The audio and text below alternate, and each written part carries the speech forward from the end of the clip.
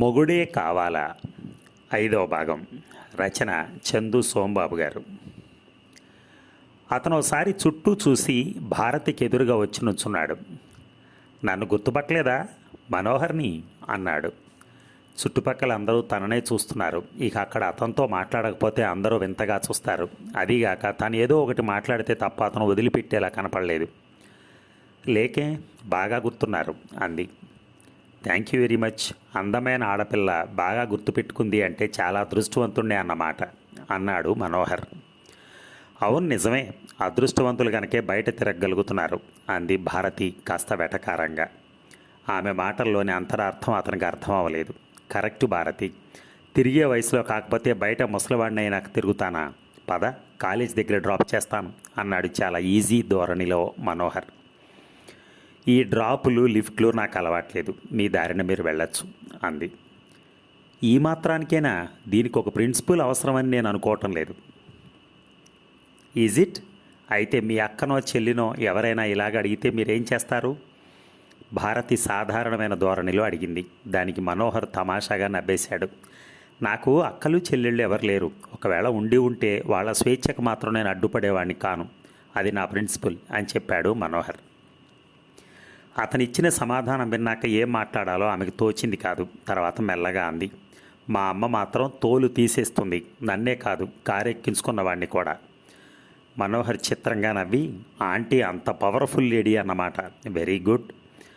భారతి మొహం కందగడ్డలా తయారైంది. వెర్రి కోపంతో చూసింది అతన్ని. భారతి ప్లీజ్, అందరూ మననే వింతగా చూస్తున్నారు, కారెక్కు. సారీ, నేనెక్కను. నీతో నేను చాలా మాట్లాడాలి. భారతి తమాషాగా నవ్వేసింది. వండర్ఫుల్, నాతో చాలా మాట్లాడాలా? నాతో మాట్లాడటానికి అన్న మాట ఎక్కడి నుంచి ఊరాయి అన్ని మాటలు? నీకెలా చెప్తుందో అర్థమవుతుందో నాకేం అర్థం అవ్వట్లేదు. నాకు ఎలా చెప్పినా అర్థం కానవసరం లేదు. ప్లీజ్, ఇక నన్ను ఇబ్బంది పెట్టకుండా వెళ్ళండి. మనోహర్ ఏమనుకున్నాడో వెంటనే వెనక్కి తిరిగాడు. 2 అడుగులు వేశాడో లేదో భారతి అతను పిలిచింది. మిస్టర్ మనోహర్. ఆ పిలుపుతో అతనిలో ఆశ జనించింది. వస్తున్నావా అని అడిగాడు. భారతి తల అడ్డంగా తిప్పింది. మరోసారి నన్ను ఇలా ఇబ్బంది పెట్టకండి, ఆ మాట చెప్పాలని పిలిచాను అంది. మనోహర్ మాట్లాడలేదు. మౌనంగా వెళ్ళి కారెక్కి స్టార్ట్ చేశాడు. భారతి తేలిగ్గా ఊపిరి తీసుకుంది. అదే నేనైతే ఎగిరి గంతేసి మరీ ఆ కారెక్కేవాడిని. ఆ మాటకు వెనక్కి చూసింది. బోసు బాబు వెనకే నిలబడున్నాడు. రాస్కెల్ అన్నీ విన్నాడన్నమాట. ఫూల్ అంది కోపంగా. మహాప్రసాదం అన్నాడు బోసుబాబు. ఇక అవంతి బయలుదేరబోతుంటే రమణి అడిగింది, నన్ను తోడుగా రమ్మంటావా అని. వద్దు, మనోహర్ని రమ్మని ఫోన్ చేశాను అంది అవంతి. వస్తానన్నాడా? వస్తాడు అంది. అవంతి బయటకు వచ్చి మెల్లగా నడవడం మొదలుపెట్టింది. సాయంత్రం 6 అయింది. చల్లగాలి ప్రారంభమైంది. ఆటో కానీ రిక్షా కానీ ఎక్కాలనిపించలేదు. వారాసిగూడలో నర్సింగ్ హోమ్ ఉంది. అక్కడికి 2 కిలోమీటర్ల దూరంలో ఉంటుంది. నడిచే వెళ్ళాలని నిశ్చయించుకుని నడవడం మొదలుపెట్టింది. తను చేయబోతున్న పని ఎంతవరకు సమంజసం? ఆమె ఆలోచనలు మళ్ళా మొదటికొచ్చాయి. కాని పని చేస్తున్నాను అన్న భావన ఆమె మనసును తోలుస్తోంది. ఎంత ఆలోచించినా తర్కించినా అబార్షన్ తప్పదు. ఈ పాపం మళ్ళీ తనను వెంటాడదు కదా అన్న భయం ఒక పక్క ఆమెను పీడిస్తూనే ఉంది. అదే ఆలోచనలతో నర్సింగ్ హోమ్ దగ్గరగా వచ్చేసింది. మనోహర్ కోసం చూసింది. అతను ఇంకా వచ్చిన జాడ కానరాలేదు. అతను ఖచ్చితంగా వస్తాడని చెప్పాడు. మాటిస్తే తప్పకుండా వస్తాడు అతను. ఆ సంగతి అవంతికి బాగా తెలుసు. నెంబర్ తీసుకుని బల్ల మీద కూర్చుంది. తను త్వరగా రావడం చేత అక్కడ రద్దీగా అనిపించలేదు. సాధారణంగా 7 దాటిన తర్వాత చాలా పెద్ద క్యూ తయారవుతుంది అక్కడ. తను తెలిసిన వాళ్ళు ఎవరన్నా అక్కడ కానీ ఉన్నారా అన్న అనుమానంతో చుట్టూ పరికించి చూసింది ఒకసారి. ఎవరూ లేరని నిర్ధారించుకున్నాక ఊపిరి పీల్చుకుంది. 10 నిమిషాలు గడిచాయి. నర్సింగ్ హోమ్ ముందు ఫియట్ కారు వచ్చి ఆగింది. మనోహర్ కారులోంచి దిగి లోపలికి వస్తున్నాడు. అతన్ని చూసి కళ్ళతోనే పలకరించింది అవంతి. మనోహర్ మొహం వాడిపోయి ఉంది. బాగా అలసట చెందిన వాళ్ళ కనిపిస్తున్నాడు. అలా ఉన్నావే అని అడిగింది. ఏం లేదు, డాక్టర్ ఉన్నారా అన్నాడు. అని లేచి వచ్చి వరండాలో అతని పక్కనే నిలబడింది. అతను మాట్లాడకుండా సిగరెట్ వెలిగించాడు. మరో 5 నిమిషాల తర్వాత లోపల నెంబర్ పిలిచారు. అవంతి లోపలికి నడవబోతూ ఒక క్షణం అతని కేసు చూసింది. నాకెందుకో భయంగా ఉంది. డాక్టర్ దగ్గరికి నువ్వు కూడా రాకూడదా అని అడిగింది జాలిగా అవంతి. అతను అవునని కానీ కాదని కానీ సమాధానం చెప్పలేదు. ఆమెతో పాటే లోపలికి నడిచాడు. అవంతి కృతజ్ఞతగా అతని కళ్ళల్లోకి చూసింది. థ్యాంక్ యూ అంది. అదోలా నా పెడతాను. డాక్టర్ అడిగింది. అబార్షన్ ఎందుకు చేయించుకోవాలనుకుంటున్నారు? నేను ఇంకా స్టూడెంట్ని డాక్టర్ అంది అవంతి. ఐసీ, మరి నీ హస్బెండ్ సంతకం కావాలి అంది డాక్టర్. నాకింకా పెళ్లి కాలేదు అంది అవంతి మెల్లగా. డాక్టర్ అదోలా చూసింది. అంటే? మనోహర్ కల్పించుకుని అన్నాడు. అదేం లేదు డాక్టర్, మేమిద్దరం పెళ్లి చేసుకోబోతున్నాం. మధ్యలో ఈ పొరపాటు జరిగింది. కావాలంటే సంతకం నేను చేస్తాను. అవంతి అతని మాటలకు ఆశ్చర్యపోయింది. ఏమిటతను మాట్లాడుతున్నది? అతను తనతో పెళ్లి చేసుకోబోతున్నానని అంటాం అబద్ధం.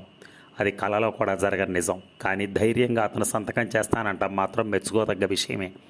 అక్కడ పరిస్థితిని కూల్ డౌన్ చేయడానికి ఆ మాటలు అంటున్నాడని అవంతి గ్రహించింది. ఇట్స్ ఆల్ రైట్, ఈ కాగితం మీద సైన్ చేసి బయట వెయిట్ చేయండి అంది డాక్టర్. డాక్టర్ ఇచ్చిన కాగితం పైన మనోహర్ సంతకం చేసి బయటికి వెళ్ళి కూర్చున్నాడు. డాక్టర్ అవంతిని లేబర్ రూమ్లోకి తీసుకెళ్ళింది. మనోహర్ సిగరెట్ పైన సిగరెట్ కాలుస్తూ బయట కారు దగ్గర నిలబడ్డాడు. సుమారు 40 నిమిషాల తర్వాత అవంతి నీరసంగా వచ్చి బల్లపైన కూర్చుంది. వెళదామా అడిగాడు మనోహర్ లోపలికి వచ్చి. బిల్ పే చేయాలి అంది నీరసంగా. మనోహర్ డాక్టర్ ఫీజు చెల్లించి అవంతి నడు చుట్టూ చేతిని వేసి మరో చేతిని ఆమెను పట్టుకొని కారు దగ్గరికి నడిపించి ఎక్కించాడు. డాక్టర్ రాసిచ్చిన మందులు పక్కనే ఉన్న మెడికల్ షాప్లో కొని తీసుకొచ్చి కారు స్టార్ట్ చేశాడు. అవంతి అతని భుజం పైన తల నుంచి కూర్చుంది. Thank you Manohar, thank you so much అంది. ముందు జాగ్రత్త పడితే ఎంత బాగుండేది అన్నాడు సీరియస్గా. అవంతి కళ్ళ చివరి నుంచి అతన్ని చూసింది. నా అవసరాలకి నిన్ను వాడుకుంటున్నప్పుడు నీకు కావలసిన సుఖాన్ని పూర్తిగా ఇవ్వటం నా డ్యూటీ అనుకున్నాను అంది. మ్యాడ్ గోల్ అన్నాడు. అవంతి ఆ మాటకు నవ్వింది. డాక్టర్ దగ్గర అలా ఎందుకు చెప్పావు అని అడిగింది. ఆమెను కన్విన్స్ చేయటానికి. నేను నీ భార్యనని, నాకు అబార్షన్ చేయటం నీకు సమ్మతమేనని కాగితం మీద సంతకం చేశావు. నేను ఇప్పుడు నిన్ను బ్లాక్మెయిల్ చేస్తే అని అడిగింది. నువ్వు అలా చేయలేవు, నువ్వేమిటో నాకు పూర్తిగా తెలుసు అన్నాడు కారుని సందులోకి తిప్పుతూ. నాకు ఇప్పుడు చాలా సంతోషంగా ఉంది మనోహర్, నీకు నా పట్ల ఆ నమ్మకం ఉన్నందుకు రియల్లీ ఐఎమ్ వెరీ హ్యాపీ అంది అతన్ని చుట్టుకుపోతూ. మనోహర్ ఎడం చేత్తో ఆమె తలపైన నిమిరాడు. నాకు పిల్లలంటే ప్రాణం, కానీ ఏం చేయను, తప్పనిసరిగా అబార్షన్ చేయించుకున్నాను. పాపో ఎవరు పుట్టేవారో. కన్నీరు చిప్పిల్లుతుండగా ఆమె గుండె లోతుల్లోంచి వచ్చాయి ఆ మాటలు. మనోహర్ వెంటనే మాట్లాడలేదు. హాస్టల్ ముందు కారు ఆపాడు. ఆమె కోసం ఎదురు చూస్తూ ఉన్నారు రమణి, కుసుమ. శ్యామల కారు ఆపగానే పరిగెత్తుకొచ్చారు అందరూ. అవంతి కారులోంచి దిగింది. ఆమె భుజం పైన చేత్తో తట్టి, టేక్ ఇట్ ఈజీ, దాని గురించి అదే పనిగా ఆలోచించకు, ముందుకు టైంకి వాడు మందులు అని కారెక్కాడు మనోహర్. కారు కదిలింది. వెళ్ళిపోతున్న కారు కేసు చూస్తూ దిగులుగా నిలబడిపోయింది అవంతి. రమణి అవంతి చేతిని పట్టుకుని లోపలికి నడిపించింది. ఇక ఉదయం 8 అయింది. అయినా మంచం వేయించి లేవాలనిపించలేదు అవంతికి. చాలా నీరసంగానూ, లేవలేనంత బలహీనంగానూ ఉంది. కడుపులో భరించలేనంత నొప్పిగా ఉంది. కాఫీ తాగటానికి కూడా లేచి వెళ్ళలేకపోయింది. రమణి మెస్కి వెళ్ళి ఫ్లాస్క్తో కాఫీ తీసుకొచ్చి గ్లాసులో పోసి అందించింది అవంతికి. నీరసంగా లేచి కూర్చుని రమణి అందించిన కాఫీ గ్లాసును అందుకుంది అవంతి. ఆమె మొహం లేత తమలపాకులా వడలిపోయింది. కాఫీ గ్లాసును నోటి దగ్గరగా తీసుకుపోతూ ఆగిపోయింది అవంతి. ఆమె గుండెల్లో చేయి పెట్టి కెలికినట్టయింది. ఆమె కళ్ళ నిండా నీరు గిర్రున తిరుగుతోంది. మాట్లాడాలంటే గొంతు వణుకుతోంది. ఎంత పాపం చేశానే అంది జీరపోతున్న గొంతుతో అవంతి. ఆమెకేమిటో దిగాలుగాను బాధగానూ ఉంది. తనో మనిషిగా ఎలా బతకగలుగుతున్నానా అని అంతర్లీనంగా ఆమె మనసు ఘోషిస్తోంది. రమణి ఆమె కేసి నిర్లిప్తంగా చూసింది. ఏది ఎందుకు జరుగుతుందో ఎవరూ చెప్పలేం. జరిగిపోయిన దాన్ని గుర్తు చేసుకుని ఏడ్చి లాభం ఏమిటి చెప్పు. నేను ఆ రోజు నీలా ఈ నరకాన్ని అనుభవించిన దాన్నే. ఆ రోజు నేను నిన్ను చూసుకుని ధైర్యంగా నిలబడగలిగానే కానీ నీలా ఇంత సెంటిమెంటల్గా మాత్రం నేను నలిగిపోలేదు అంది రమణి ఓదార్పుగా. నన్ను ఎలా నమ్మమంటావు? నన్ను ఓదార్చడానికి అంటున్నావే కానీ తొలిసారిగా కడుపున పడ్డ బిడ్డను పోగొట్టుకోవడానికి ఏ ఆడదొప్పుకుంటుంది? అవంతి భారంగా అంది. నువ్వు ఇలా ఆలోచిస్తున్నావే కానీ ఒక్కసారి హాస్పిటల్లోకి వెళ్ళి చూడు. పెళ్లి చేసుకుని మొగుడు దండలు ఉన్నవాళ్లే ఫ్యామిలీ ప్లానింగ్ పేరుతో అబార్షన్ చేయించుకుంటున్నారు. వాళ్ళందరూ పాపం చేస్తున్నారని నీ ఉద్దేశం? లెక్కలు గట్టి చూస్తే ప్రపంచవ్యాప్తంగా రోజుకు లక్షల సంఖ్యలో అబార్షన్లు అవుతున్నాయి. ఆ సంగతి వదిలేసి ఇటు మన గురించి ఆలోచిస్తే మనం పెళ్లిగాని ఆడపిల్లలం, మనకున్న హద్దును పూర్తిగా దాటిపోయి ప్రస్తుతం బతకలేం. అందుకే అసలు ఏమీ జరగనట్టుగా మనం నటించాలి అంది రమణి. గుడ్, బాగా చెప్పావే. ఇంత పాపం చేసి ఏమీ ఎరగనట్టు నటించాలా? నటించడానికి ఎంత పెద్ద గుండె కావాలో ఆలోచించావా? ఆ గుండె లేకపోబట్టి మనల్ని ఆడవాళ్ళు అన్నారు. అసలు ఆడదాని జీవితానికి ఇచ్చి హద్దుల్ని గీచిన ప్రబుద్ధులు ఎవరో తెలిస్తే నిలువున షూట్ చేయాలనిపిస్తోంది నాకు అని కాఫీ గ్లాసును నోటి దగ్గరగా తీసుకుంటూ అంది అవంతి. రమణి అవంతికి దగ్గరగా వచ్చి నిలబడింది. మనలాంటి నిర్భాగ్యులకి దౌర్భాగ్యులకి కావాల్సింది ఆవేశం కాదు, ఆలోచన. ఒక్క సంగతి బాగా ఆలోచించు. మనకెవరి అండదండలు లేవు, ఆర్థిక పరిస్థితి మెరుగైంది కాదు.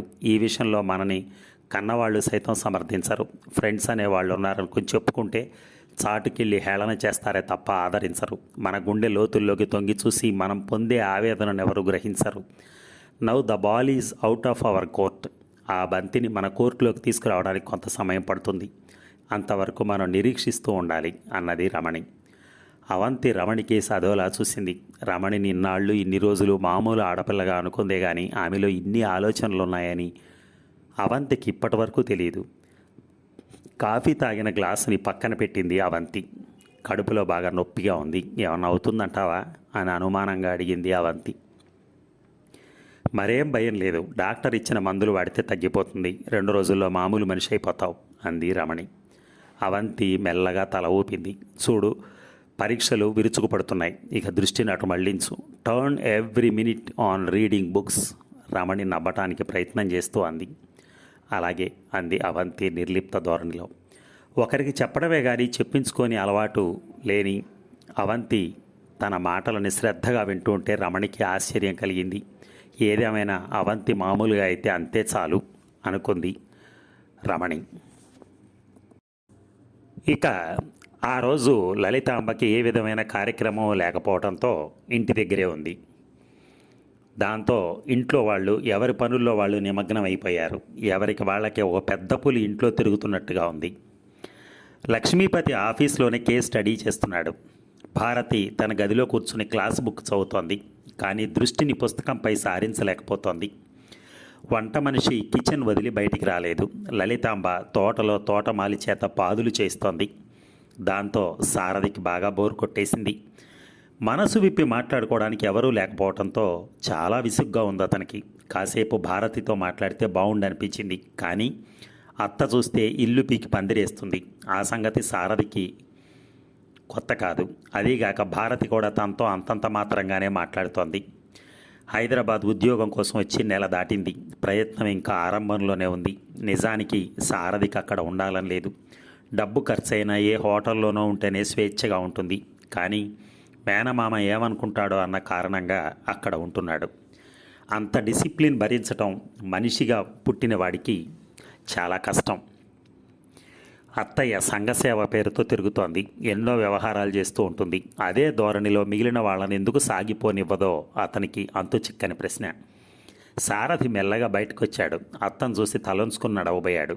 సారథి పిలిచింది లలితాంబ. ఆ కంఠంలో మిలిటరీ ఆఫీసర్ కమాండ్ ఉంది. సారథి అడుగు ముందుకు పడలేదు. ఏంటత్తయ్య అన్నాడు మెల్లగా. ఎక్కడికి బయలుదేరావు అడిగింది. కాస్త చల్లగాలికి తిరిగి వద్దామని అన్నాడు. చల్లగాలి కోసం అయితే నువ్వు పని కట్టుకుని బయటికి వెళ్లాల్సిన అవసరం లేదు. మన తోటలో గాలి కంటే నీకు హైదరాబాద్లో ఇంకెక్కడ మంచి గాలి దొరకదు. ట్యాంక్ బండి పైన కానీ, పబ్లిక్ గార్డెన్లో కానీ, గండిపేటలో కానీ ఇంతకంటే బాగుంటుందంటావా అంది లలితాంబ. ఆమె మాటల్లోని వ్యంగ్య ధోరణిని సారథి గ్రహించాడు.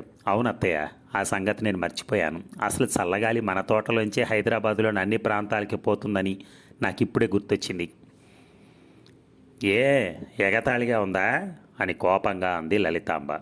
అబ్బే అదేం కాదత్తయ్య, నేను ఖచ్చితంగా నా అభిప్రాయాన్ని చెప్పాను. ఇంత శ్రద్ధగా చెట్లను పెంచి చుట్టూ ఉన్న కాలుష్యాన్ని తొలగించడంలో నువ్వు కనపరిచే ఆసక్తిని చూసి నేను ఎలా అన్నాను అన్నాడు అక్కడే కూర్చోబోతూ.